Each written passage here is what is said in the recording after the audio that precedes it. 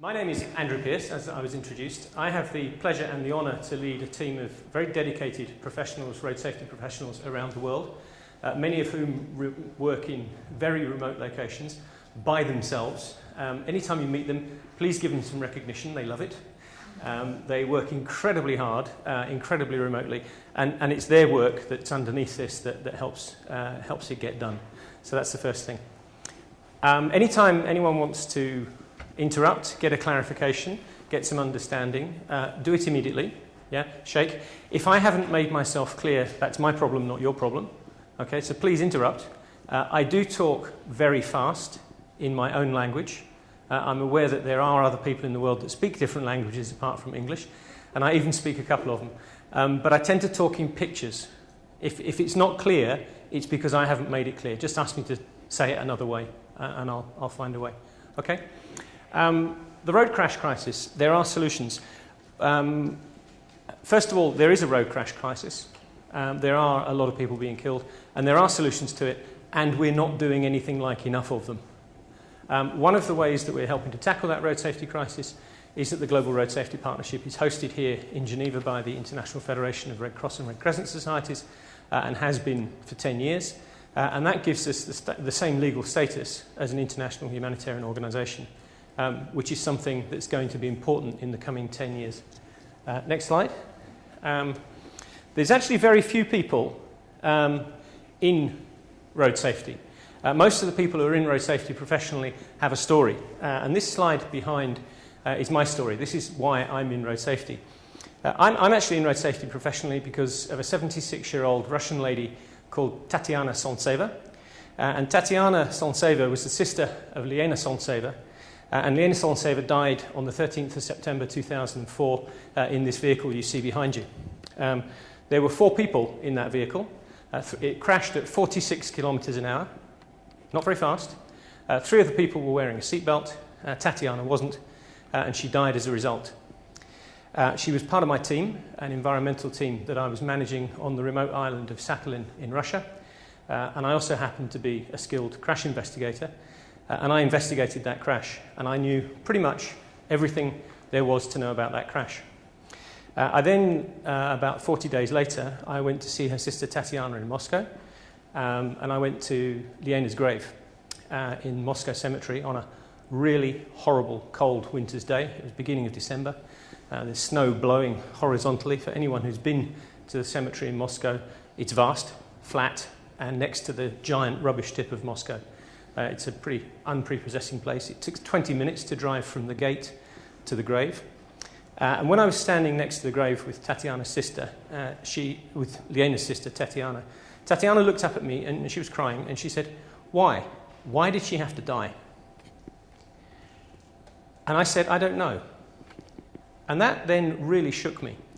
I spent 20 years in the safety business. I was a skilled investigator. I'd done the investigation on that crash. If anybody should have been able to answer that question, it should have been me. And the next thing I said is, but I'm going to find out why. And that started a journey that eventually led me to leaving the company, leaving my job, coming to the Global Road Safety Partnership, and attempting to find out why. And part of this discussion is about that why. The reason is, I think it's important. It's turned out that those reasons underlying it can save a lot more people, and we need to do something about it. So that's why I'm in road safety. Because of a 76-year-old Russian who asked me a question that I couldn't answer. Next one. These are the questions to have in your mind as we go through this. What is the problem? What can be done about it? What do we do about it? What can IFRC do about it? What are the results of our activity, and where are we going? What examples are there out there? Just kind of keep that in your mind as we go. The next thing I like to do is to find out what you think about road safety. Okay? So there's a series of questions here, and you get your chance to put your hand up twice. Okay? The reason is that you'll put your hand up once, and then you think, oh, the next one, I should have put my hand up. Okay? So you can do it twice, but by the time I get to the end, I want everybody's hand up. Okay? So what do you think about road safety? Who's in that category? Anybody? To be honest, I don't think about it much. Nobody. Cool. That's where most of the planet are. And it's not an insult, it's just where we are. Okay. I follow the road rules mostly. except when I'm in a hurry. Yeah, quite a lot of people in that category. Yeah, that's normal. That's cool. I know it's important globally, but, you know, am I not using the mic properly? Voila. Okay, I hate these. I follow the road rules mostly. I know it's important globally, but I'm maybe not really sure why. Maybe I am, maybe I'm not. Anyone in that category? Anyone not put their hand up yet? Okay, it gets tougher as we go on, okay? Just warn you. It's really important. It's something myself and my family talk about every day. Anyone in that category? Yeah, good. Good, interesting. Okay, it's one of the most exciting things on the planet. Yeah, something that's really important. It's a humanitarian crisis, and there is a chance to make a difference. Who's in that category? You're in that category. You're committed road safety people. This is marvellous. That's 4 more onto the about 2,000 that exist already. So we've just enlarged the road safety community marvellously. Tremendous. I wouldn't expect everyone to be in the last category. I do think it's kind of important that people get to number 4. And the reason for that is as follows. Well, first of all, why is it a problem? It's actually an extremely simple problem.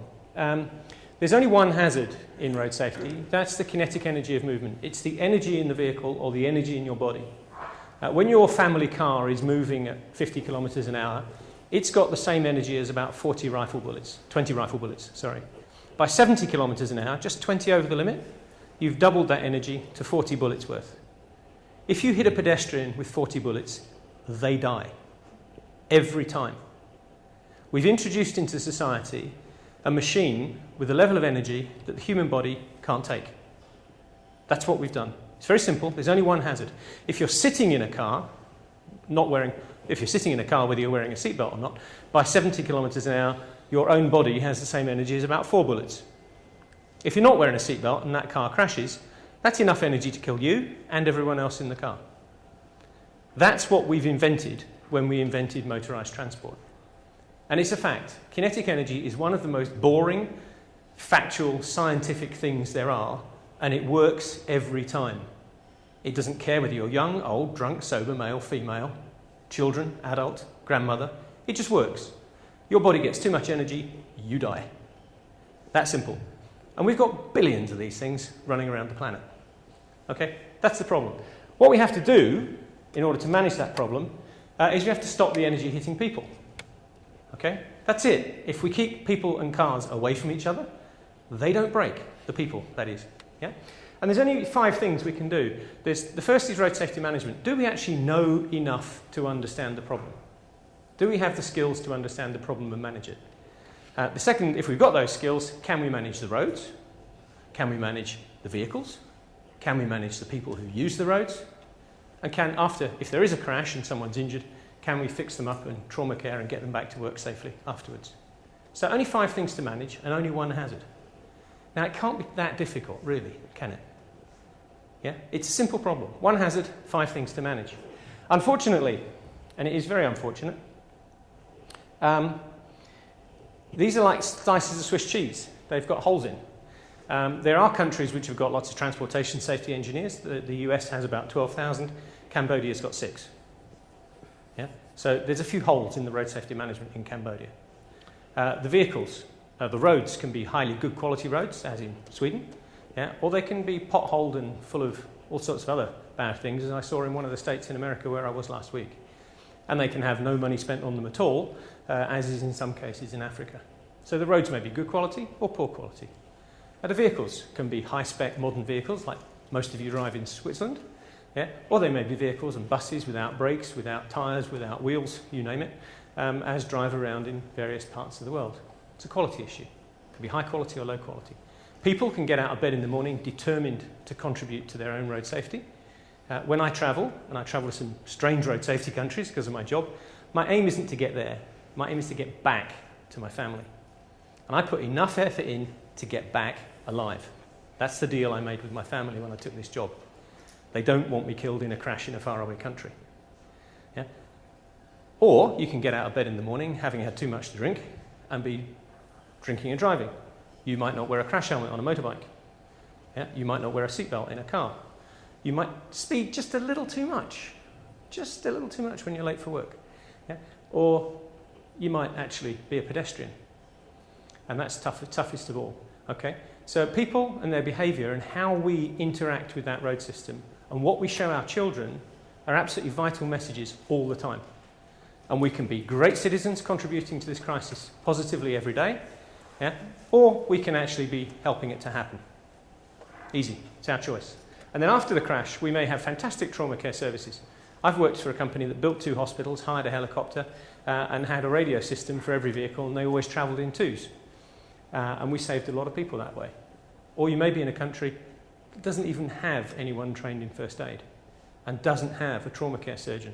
And even if they did have a trauma care surgeon, they couldn't find you to get you from A to B because there's no communication system. Okay?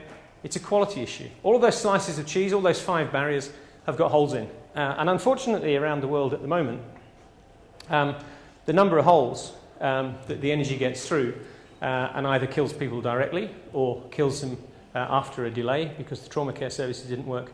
The way we manage that globally is pretty poor quality. And it's summed up really in the statistics. Today, about 10 jumbo jets of people will die on the roads. 5 of them are pedestrians, 2 of them are full of kids, and 1 of them lands on India. That's how well we manage the road safety quality system globally. Okay? I love the work I'm doing. I hate the reason for my job. I go to bed every night and 1,000, 1,500 people have died before I wake up in the morning. It's not pleasant. It's even less pleasant when you realise that there are things that can be done and we're not doing them. It totals 1.3 million deaths or 50 million injuries a year. It's bigger than tuberculosis, it's bigger than malaria, globally. It happens in 1s and 2s, but it's really happening. It's the number 1 cause of death for anyone between 4 and 29. This is why, remember I said, this is something you should be talking about with your family every day. When something's the number 1 cause of death for your kids, shouldn't it be on the menu? Yeah? If it's not on the menu, what chance have they got? We all look at young kids and say, oh, they're the problem in road safety. I rang up my daughter, who's a nurse in Christchurch, and said, Sarah, I've got a real worry. Everyone's saying that young people are the problem in road safety. And she said, Dad, it's simple. You brought us up. Okay, if we don't get this on our kids' menu, don't be surprised if they don't have it on their menu. Yeah? 85% of these casualties are in the lower middle income countries. We're building roads into Africa that take new roads and new sources of kinetic energy to new and strange people who haven't a clue, and then we run them over. Does that sound fair? Particularly when they're kids. As we put out infrastructure to decrease poverty, because that's what we're doing, mobility and infrastructure are decreasing poverty. As we do that, there's a percentage, and a considerable percentage, who are having their lives ruined by the very same mechanism. And it's avoidable. Does that sound fair? Anyone think that's fair? It's okay to have a byproduct of mobility and development that kills people, or it's not okay? Thank you. It's not okay. It's quite wrong. It also costs, in economic terms, more than all the aid that the rich countries give to the poor countries every year. Not only are we wasting massive amounts of human capital, causing massive amounts of stress and poverty for the people concerned, it's expensive. If we can get hold of something that we, as man, made and fix it, yeah, we've actually contributed the same amount as the entire aid budget of the rich nations. There's a lot to win. Okay?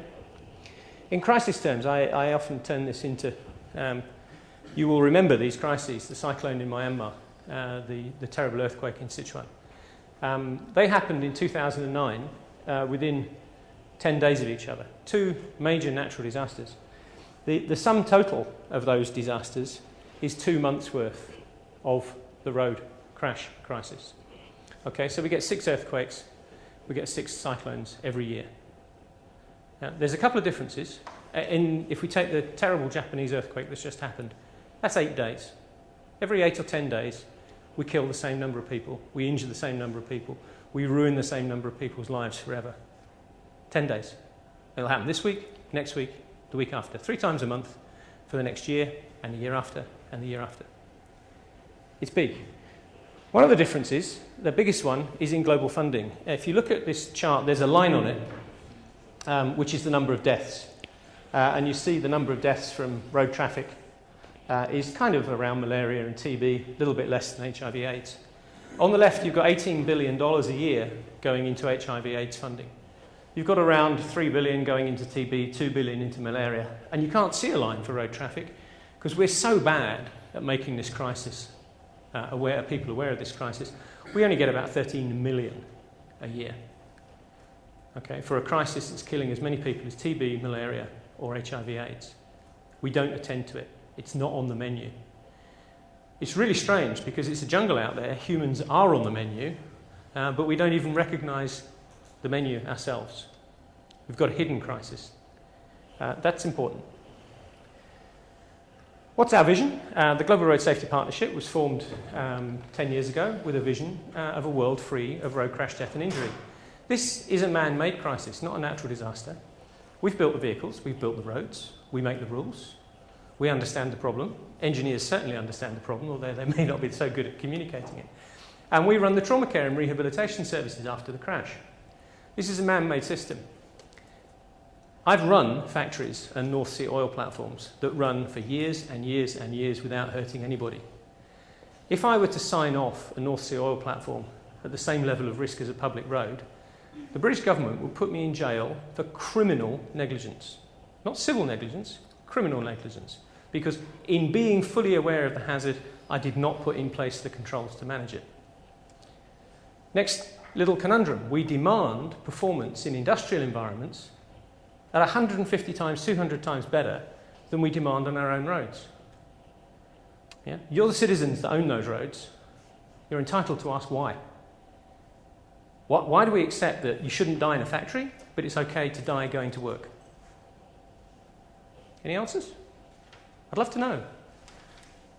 I find it completely unreasonable, personally. I actually get quite angry about it, if you give me a chance. It's outrageous. And we keep on doing it. And it's avoidable. And that doesn't sound fair, particularly for the kids who've got no idea what's coming. Okay? We do that. We really focus on the low and middle income countries. That's what our funding is given to us for. And we always work in partnership. And this concept of partnership is absolutely vital because it works. And where are we working? That map, can you see the map? Yeah, that's where we were in 2008. We've added a few countries in, been a bit too fast. That was 2009. And we've added another 7 countries in 2007. The sum total of that is about 25 countries. It includes all the BRIC countries, most of the emerging economies, and we're gradually, slowly crawling our way into Africa with the tiny little bits of funding that we've got. We're really funding limited, that's all. We've got great support from lots of people, but we are now working in 25 countries. And I talked about partnership, and partnership is a very interesting concept. It's a very easy concept to talk about. It's phenomenally difficult to do in practice, and to excel at it as your core reason for being is unusual. We're in that category. That's what we do, is partnership. There are 3 voices in society. The first is civil society voice. It's an angry voice. It's usually discontented. It wants something to change. There's something wrong with all these kids being run over on the road. It is. It's usually also passionate and energetic. And rather too frequently, for my liking, it's usually disorganised and unaligned. Lots of NGOs out there usually fighting for the same money. They're looking for amortised 50 cent on the dollar funding, and it's project-related with no future. It's a difficult world to be in. That's the civil society world. But it's passionate, and it's where societal change starts from.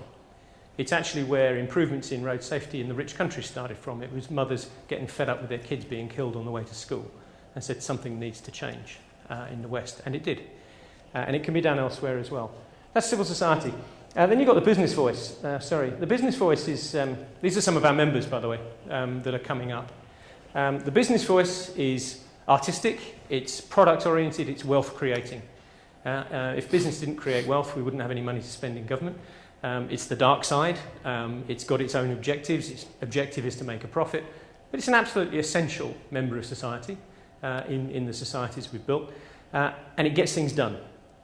It's usually very impatient with the civil society voice. Usually it's attacked by the civil society voice.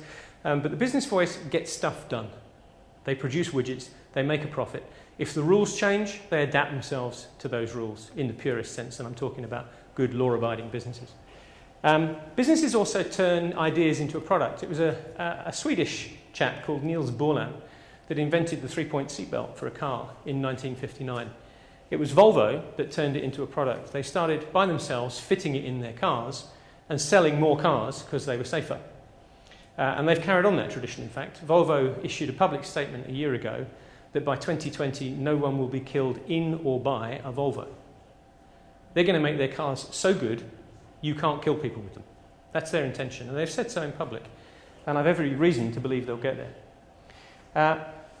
Once Volvo or another company have made a seatbelt into a product, governments can start realising the value of the seatbelt for their citizens and start making regulations that all cars should have seatbelts. Hey, good idea. And then actually all our citizens should wear them as well. And by the way, kids should be in the back of those cars with child restraints on. And you can make improvements, and you can cement these improvements that are usually thought up by an individual, turned into a product by a company. You can cement them into your society with legislation. And that way you gain a very powerful way to decrease the risk for your population. That's business, government, civil society. Government's very rule-following. It's usually, by its nature, reactive. It's difficult to invent a product and make legislation about something that doesn't exist. And we see lots of improvements in road safety coming along at the moment, which are optional. You can choose to get an alco lock fitted in your car, so that you can't drive your car if you've had too much alcohol. 12,000 Swedish people have done that. Yeah, it's available. Yeah, why haven't you? It's possible. You can get anti-lock brakes. You can get electronic stability control in your car. None of these are legislated for yet, but they're all available. So you can pull as a consumer. The government comes behind it. Government's rule following, usually looking a bit backwards, but very powerful for its citizens. So these three voices are very, very important. And what we do in the Global Road Safety Partnership, with a heavy dose of Red Cross neutrality, Red Cross neutrality is one of the best business tools I've ever come across. It gives you two things. First, you have to listen to everybody. You are required to listen to all parties. The value of that is they know that at least someone's going to listen to them. And that can be very important in a lot of the meetings. Put these three folks in a room, business, government, civil society, there's usually sparks. Yeah, they need something as a neutrality, I think. The second thing is, actually, we don't get attacked much. It's really not nice to attack the Red Cross. And I start a lot of meetings, especially difficult ones, by pointing that out. And that can create space for making progress. It's an enormously powerful tool. The Red Cross neutrality is recognised instantly and globally. And people respect it. It's a very, very powerful tool and something that comes from our hosting arrangement that we use a lot. Put that lot together, and frequently in a room we will have that many different voices and that many different logos. What you're finding is the territory where you can make progress. When all those three sectors agree that you can do something here, it gets done. And that's what we see in practice. And we help that get done with some technical expertise. And part of that technical expertise is working from the global to the local level. I've got here a few copies of a UN resolution. And I've picked up two. If anyone wants a copy, there's a whole copy here. Okay, so for those of you who are really keen, there's only about 10, and we can get more. But for those of you who are really keen, there's a 6-page UN resolution. This is driving road safety. The reason I didn't make 26 copies is because these are the two really vital paragraphs as far as I'm concerned. The first one says, recognising that a solution to the Global Road Safety Partnership can only be carried out through multi-sector partnership. It's been recognised you need those three sectors to make progress.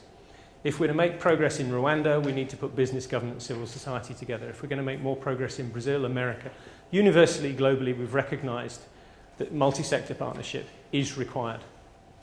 It works. And the second one is that in the operative paragraph number 11, we worked with the Humanitarian Diplomacy Department here and in New York to have the work of the Red Cross National Societies both recognised and committed to for the future. There's going to be a decade of action on road safety, and the Red Cross National Societies, as you, on the bottom line of this, bottom line one up, invites governments to take a leading role in implementing road safety, along with a multi-sectoral collaboration, including the private sector, professional associations, non-governmental organisations and civil society, including national Red Cross and Red Crescent societies. When you go, as I do, and put this into the hands of a Secretary General of a national society, they not only read it, they take it away with them. And if you've been really clever and you've got it in one of the 6 UN languages, he can read it or she can read it in her own language. It makes a difference. Humanitarian diplomacy works. This could not possibly have been done if we hadn't been hosted by the Red Cross.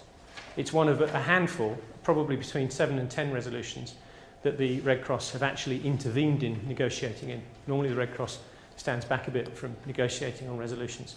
So it's an enormous strength that we have from the movement to help that happen. That's the top level framework, and this resolution is calling for a decade of action. And that decade of action is going to look along 5 pillars. You've seen these before in different form. The slices of my cheese: road safety management, safer roads, safer vehicles, safer road users, improved trauma care. Yeah? Those are those 5 slices of cheese. They are the backbone of the global plan for road safety. There is only one hazard. There's only 5 things to work on. The 6th thing is partnership, collaboration and coordination. It's a bit like Stonehenge. If you have those things by themselves, they're like silos. If you put the bar on top, you get Stonehenge and you pull it all together. And the Global Road Safety Partnership, we don't try and work everywhere, but we do have specialist skills in 3 of those areas. One is in human behaviour, in safer road users. One is in road safety management systems, how to organise yourself for road safety. And we do a lot of work in creating partnership and collaboration. And we get a lot of help when the other pillars are implicated, as they usually are. We've got friends who can help us. That's what we do. How do we do it? Global good practice. There are countries, believe it or not, who've worked out how to get seatbelts on people, how to get people to slow down, how to get people to stop drinking and driving, and how to... What have I missed? I always miss one. Helmets. Get helmets on heads. We've pulled those, that good experience, into these manuals. Okay, they're quite heavy. They weigh about 1 kilo each. They're not everybody's cup of tea in terms of bedtime reading, but they do describe processes that work. And what we do is we take that manual, we turn it into Russian or Turkish. What have I got for drinking and driving? That's Spanish, okay? And we take it into Spanish, we go to a Spanish-speaking country, we work with a Spanish-speaking partnership, we start at page 1, we help teach people how to do it, we turn that into a program, and strangely enough, at the end of that, more people wear seatbelts than not. They work. These methodologies are proven. We know that if you get more people wearing seatbelts, less people die and less people get injured. It's not outrageously difficult to do it. We just don't do it enough. If we were doing it enough, 3,000 people wouldn't be dying today. That's the measure. We're not doing it enough. Those 5 key things, being a pedestrian, helmets, seatbelts, drink driving, speeding, that's killing half the people every day. Anyone who was in a crash where the seatbelt killed them would have died without it. Absolutely for sure. The seatbelt is designed to spread the load of a crash across your body in a way that your body can take. Without the seatbelt, you simply hit whatever comes next. If there's enough energy in your body to make a seatbelt into a cutting tool, then whatever you hit in the car would kill you, and your own body energy would be enough to kill everyone else in the car as well. It's that simple. This isn't actually a matter of what you believe, it's a matter of science. Kinetic energy simply doesn't care, whether you believe it or whether you don't believe it. If the person was really cut to the point where they died by a seatbelt, that car was probably doing something over 160 kilometers an hour in the crash. Okay, they'd have died anyway. A seatbelt won't save everybody, because if you get to a point where the seatbelt doesn't work because the energy of the crash is so high, it can't save you. Yeah? It saves a proportion, and the proportion is actually about 50%. That's the statistically proven results in many countries, is that you save about half the people who would have died when they're wearing a belt. You can't save everyone. Yeah? If your car is destroyed by a very large truck, whether you're wearing a seatbelt or not won't help you. Yeah? If the seatbelt is worn properly and it's properly adjusted, it halves your risk by about 50%. That's just a fact. Yeah? And it's just energy. It's simply energy. The important thing, and I always point this out in a Red Cross audience, we don't allow weapons in cars. Someone got into your car with a rifle, there'd be a problem, wouldn't there? Yeah? That rifle may or may not be loaded, and it may or may not have a safety catch on. If you're travelling in a vehicle without a seatbelt, you are not just a loaded weapon, you're a fired weapon. your body has enough energy to kill you and everyone else in the car. Yeah? I'm actually negotiating with the Red Cross about putting this in the rule book. We don't allow weapons in cars. Your body becomes a weapon. That's outside the rules. It's kind of easy for a Red Cross audience to understand that. Happens to be true. Yeah? It's not your body, it's the car. It's a weapon. No. When you're sitting in a vehicle travelling at 70 kilometres an hour, your own energy in your body of movement, you're travelling at 70 kilometres an hour relative to the road. Your own body, by its mass and its speed, velocity, has an energy called kinetic energy. That energy at 70 kilometres an hour is equal to about the same energy as 4 rifle bullets. Flying, shot rifle bullets. Okay? If the car stops suddenly, that energy has to go somewhere. This has been proved? Yes. Yeah, absolutely. It's just a fact. If you're moving fast, your body has a lot of energy. The easiest way to imagine it, I need a volunteer. Yeah, you'll do. Because most of the time I'm telling myself the car itself is a weapon. The car is a weapon. So's anyone loose inside it. Now I'll show you a small example. Okay. The reason you don't think about this is quite logical. You cannot see, touch, taste, smell, or feel kinetic energy. Okay. You're actually, as a human, completely senseless to that energy. It's like a virus. Okay. And we learn about hazards that we can't sense by experience. The trouble is we've invented a transport system where the first experience is death or serious injury.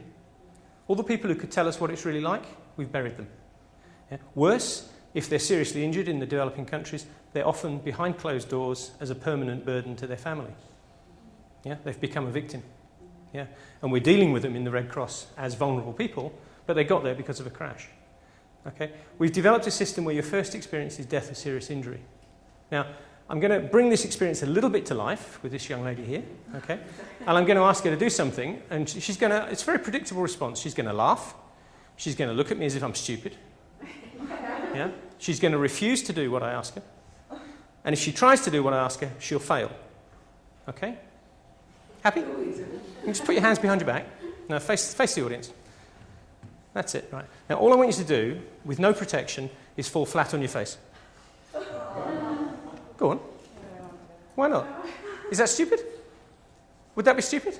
No, step back. I haven't finished yet. That'd be stupid. Now, honestly, you won't get hurt. Try. Yeah, no thanks. No, try. You won't get hurt, I promise you. Try. Yeah. Give me just fun. See? Protection comes out. Every single human has learned since we were very small, thanks very much. Give her a clap. Every single human has learned since they were small. The only person I've managed to do that I could communicate with was a 2.5-year-old who could speak, who thought it was a great game. And she thought it was wonderful just falling over, bang. 2.5. Really cool. By 3, she won't be doing it anymore. It hurts. That crash, okay, is the same as a crash in a car at 1, 2, 3, 4 kilometers per hour. 4. No zeros after it. 4. Okay? You won't do it. I get the same reaction from every human on the planet. The laugh, the look at me as if I'm stupid, the refusal, the failure.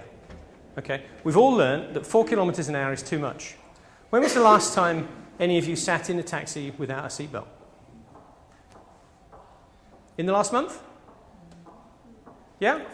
When you're sitting in a taxi without a seatbelt, you're exposed to a risk of death.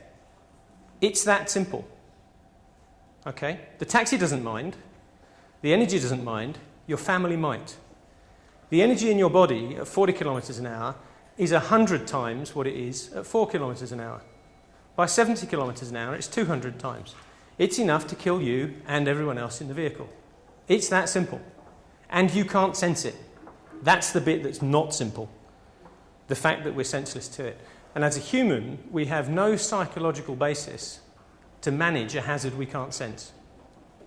That's just it. Yeah? That, in fact, is the answer to the question that Tatiana asked me. Tatiana Sontseva said, why did my sister have to die?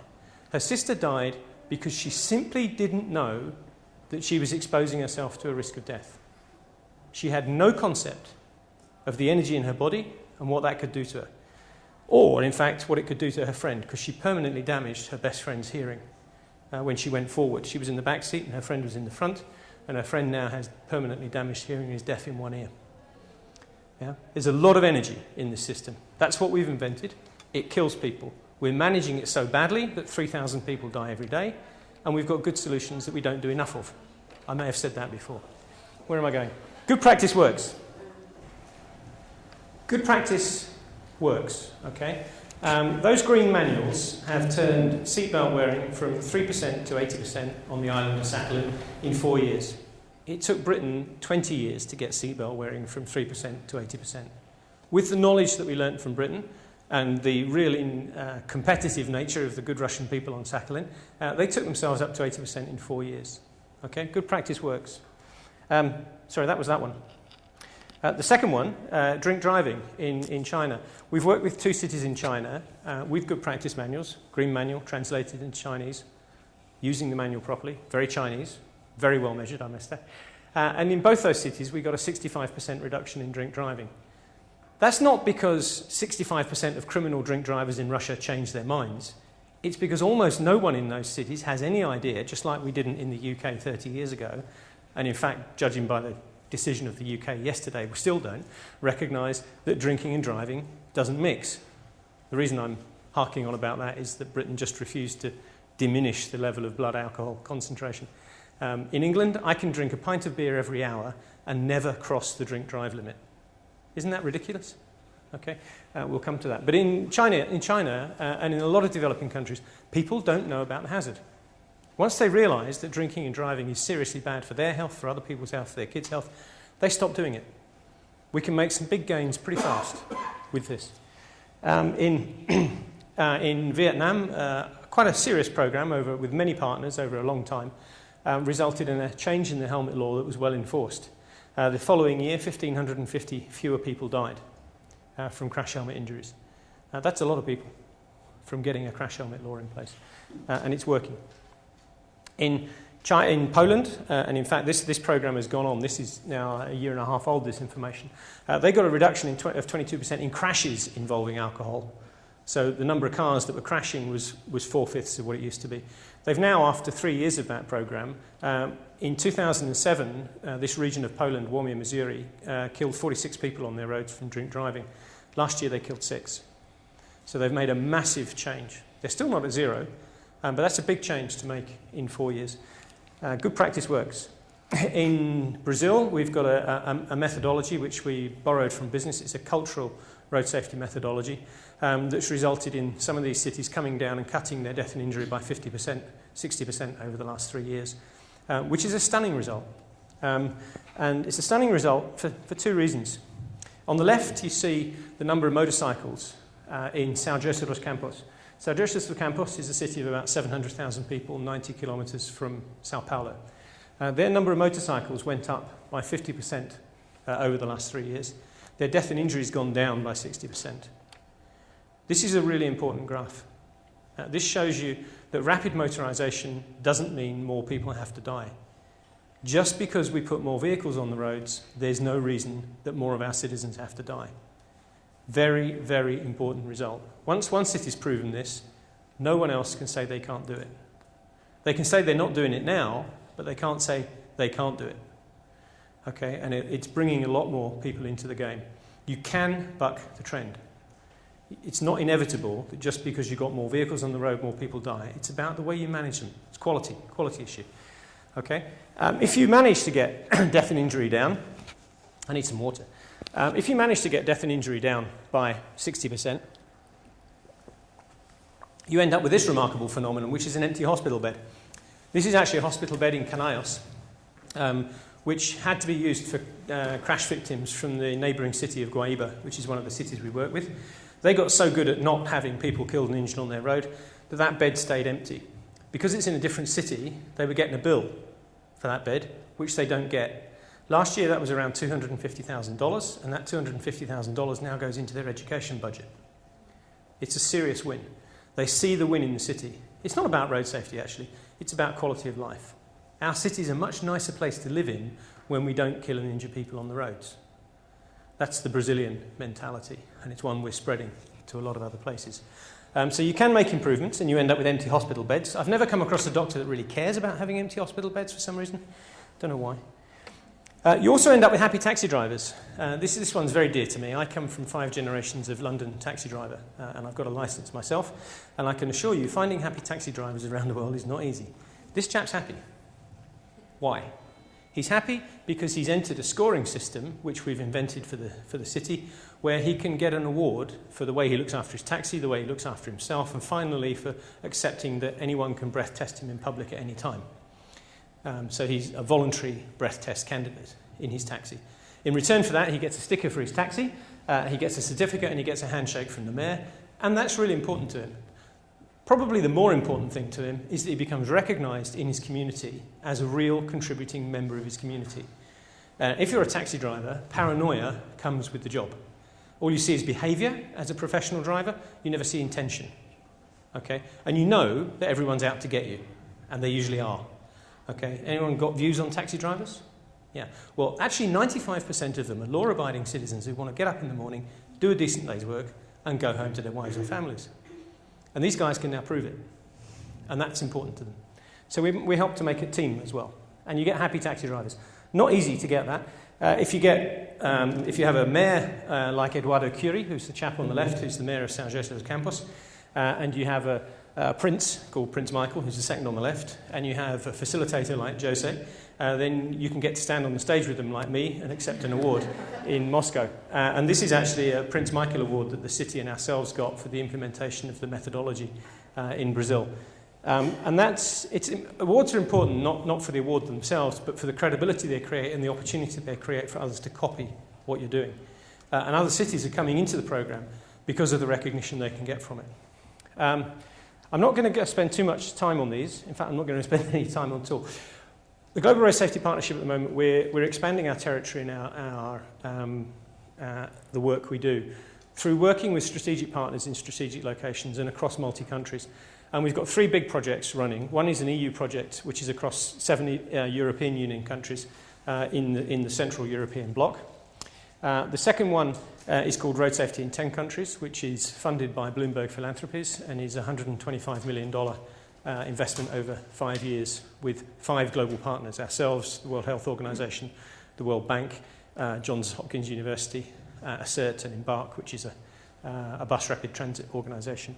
And we're working in 10 countries together as a consortium to help shift road safety in the right way.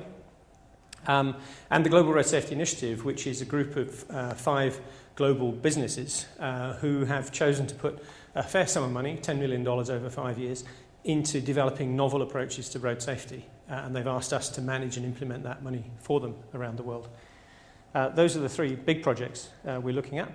Then I said we were looking at strategic partners. We're very small.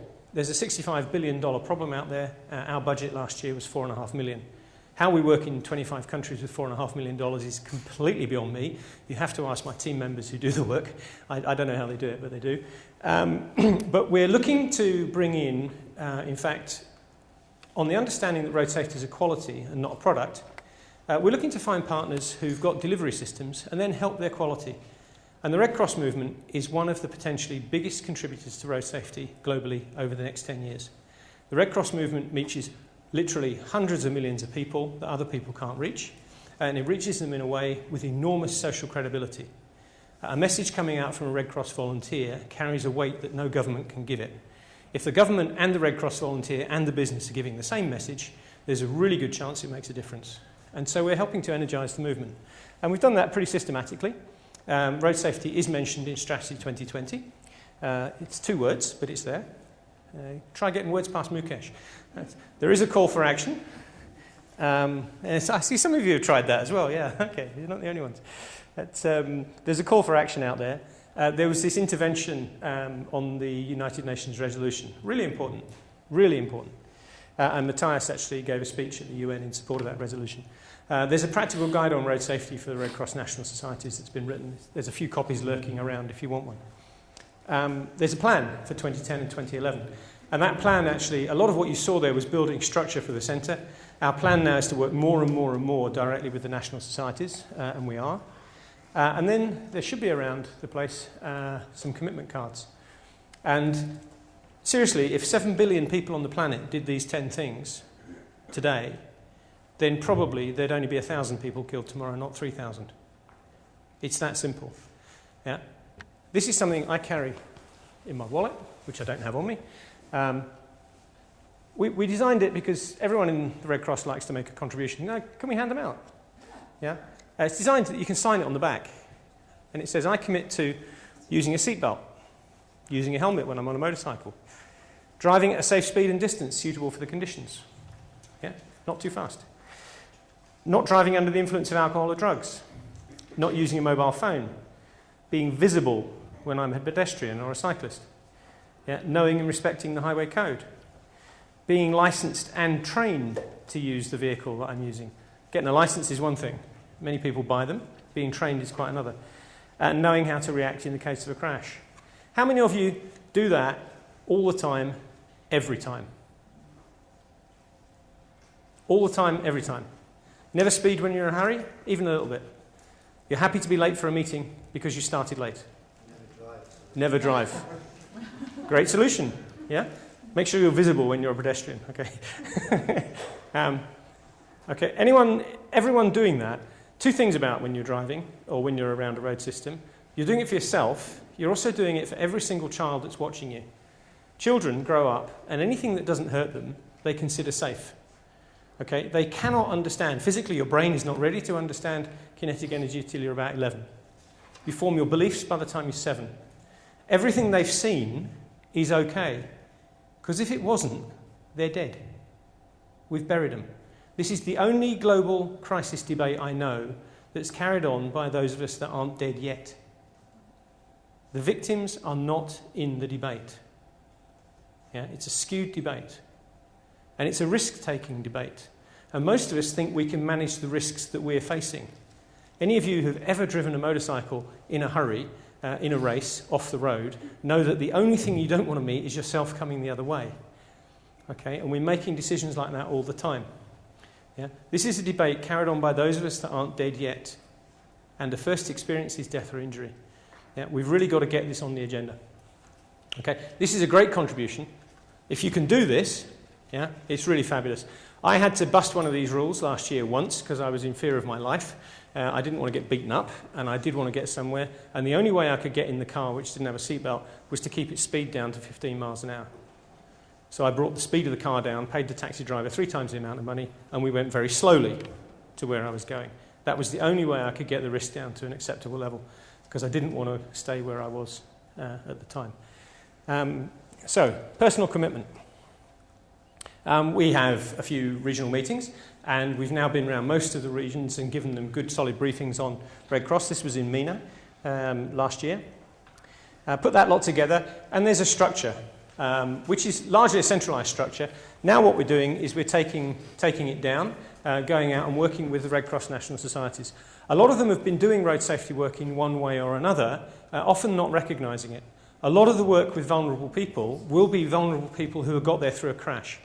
Handicap International Belgium, who've been working with mines in Cambodia, have found over the last 5 years that now 50% of the people in their hospitals are not coming from mine injuries, they're coming from road crash injuries. Okay? This will be the same in every Red Cross National Society. Yeah? A very great number of the vulnerable people you're dealing with are coming from a crash. Yeah? There will be first aid programs. This is a photograph from Ghana from a while ago, but it shows a volunteer who's actually helping stop the traffic while those people cross between the shops. It's a very typical physical involvement activity that you see from Red Cross Youth. Next one's from East Timor. Again, youth out there on a Saturday morning or Friday afternoon helping people get across the road safety. Vital activity. It shows everyone that this is important.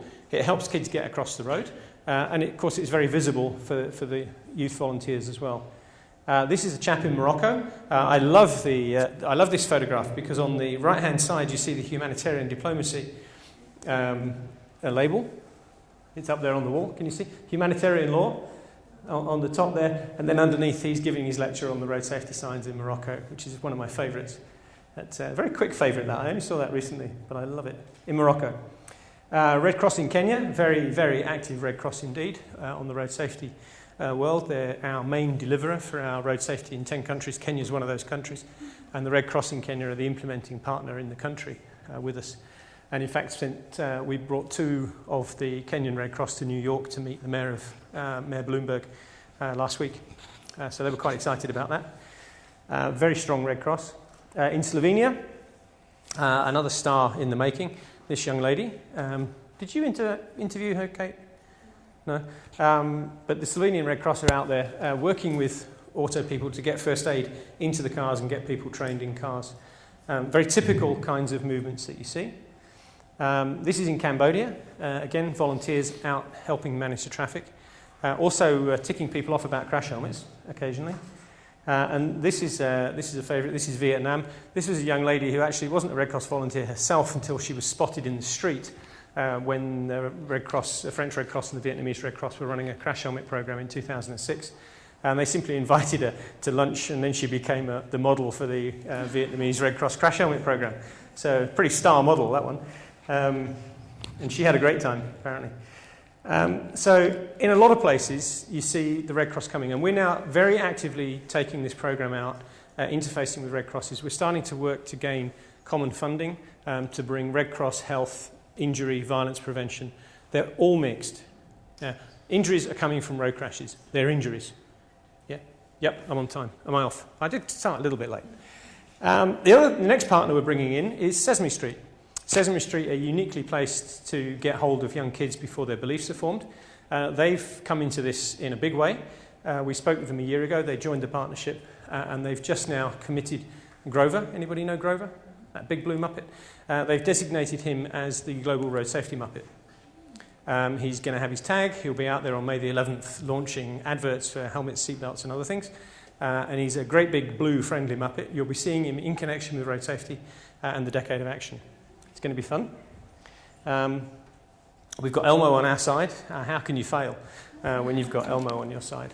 Okay, so we've really got some stars coming into the system. I usually end with that slide, but I won't. There is a Decade of Action coming. The United Nations have asked for a Decade of Action on road safety. We're one of the key players. And by we, I mean ourselves and the Red Cross movement. It's the movement behind us that gives that thing. You'll see this yellow tag. You've all now got one. It means there's going to be 10 years of work. How many of you have ever come across a UN decade? You have. Was it effective? It's still going on, about 15 years after it started. Right. Effective. People talking about it? Definitely. Good. Yeah, that's one. There's about 15 of them, but you don't hear about them much. Okay? This one, we're not going to let you stop hearing about. It is possible in the next 10 years to drive through this resolution, to align to that decade, and to make a difference. In summary, there is a crisis. Okay? It really is a crisis. It's bigger than tuberculosis, bigger than malaria, and it's underfunded, under-recognised, and not on people's agenda. And that's killing kids in their thousands every day. It's a crisis. It's a mess. We're not managing it well. There are solutions. We actually do know how to get hold of seatbelts, helmets, drink driving, speed and being a kid, and manage it. Stuttgart has not killed a child going to or from school since 1992. If they can do it, anyone can do it. They're German, after all. Okay? They're organised, they're professional. They've also been doing and working hard at it for 53 years in public-private partnership. It can be done. It takes effort. It takes collaboration. Not doing that means that we're consigning the youth of tomorrow into an early grave, and that's not acceptable. We assist low and middle income countries. We'll assist anyone else, but we're funded to assist low and middle income countries. And there are very clear examples that this approach is proving effective. We've proved it at pilot levels. Without a shadow of a doubt, we've proved it at pilot levels. Yeah? What we haven't done yet is scale it up, and that's the important bit. That's what we'll be doing in the next 10 years, and it's partners like IFRC and the national societies that make a difference. Thank you, Françoise. Okay.